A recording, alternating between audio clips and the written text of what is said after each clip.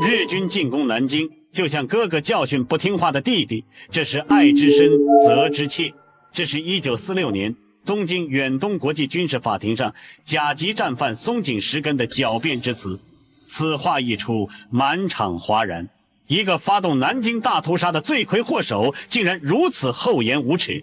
更令人氣憤的是，南京大屠殺的元兇們幾乎都在法庭上演出着同一套无恥戲码，甚至還有人編出了更荒唐的说辭。谷壽夫是日本陸軍中將，侵華日軍第6師團師團長。1937年12月，他率部從南京城南突破防線，是最早攻破南京城牆的日軍部隊之一。他的部队後來駐紮在雨花台中華門外一帶，那裡後來被認定為南京大屠殺期間日軍殺人最多、暴行最慘烈的地区之一。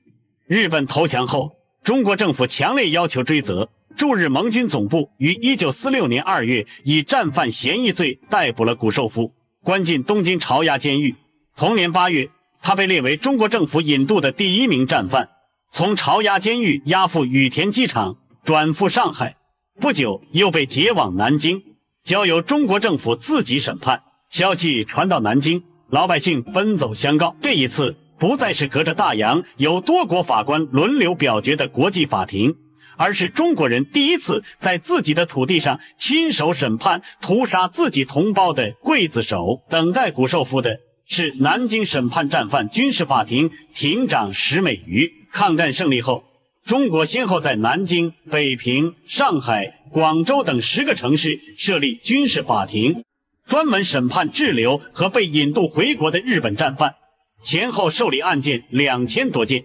谷壽夫案是這批審判裡分量最重的一起，因為他要面對的是南京大屠殺這筆血債。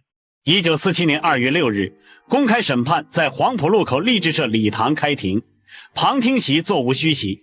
許多人專程趕來，想親眼看到這個劊子手的下場。面對檢方指控，谷壽夫拿出了4條辯詞。他說自己所部在其他地方並沒有發生過這類大屠殺。他說對南京大屠殺一無所知，一無所聞，不能置信，確有其事。他說中華門一帶的屠殺暴行根本不是自己部隊所為。他甚至說大屠殺發生的重點區域在城內中央部以北，與第6師團無關，把責任一股腦推給了別的部隊。4條理由一條接一條，編得滴水不漏，像是早就打好了副稿。法庭內一片死寂，可谷壽夫千算萬算，沒算到庭長石美瑜早為這一天做足了準備。開庭前，石美瑜帶着法醫多次前往雨花台中華門外的亂葬崗，親自主持挖掘取證，一句句收斂、編號、鑑定這些工作，谷壽夫在被押解回國之前一無所知。石美瑜沒有急着和他辯論，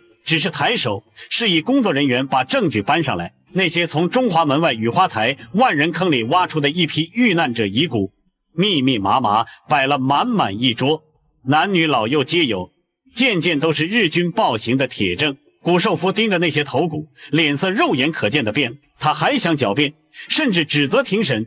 他說：“你們憑什麼說這是日本刀槍刺的？審訊不該帶民族感情，這不公道。”這句話一出口，旁聽席上一片譁然。台下80多名當年大屠殺的幸存者和遇難者家屬一個個站起來當庭指認控訴，有證人當庭落淚，谷壽夫卻只是不斷搖頭，嘴裡嘟囔一句：“不可能，我怎麼會不知道？”一場公審橫跨1947年2月6日到3月10日，長達1個多月。檢察官陸續提出的證據多達400餘件，出庭作證的證人也不止80人。這些頭骨只是揭開的第一層，中國法官手裡還握着什麼樣更硬的證據？最終是什麼讓這個惡貫滿盈的日軍中將啞口無言？判決那一刻究竟發生了什麼？點擊頭像進入主頁，下集為您揭曉。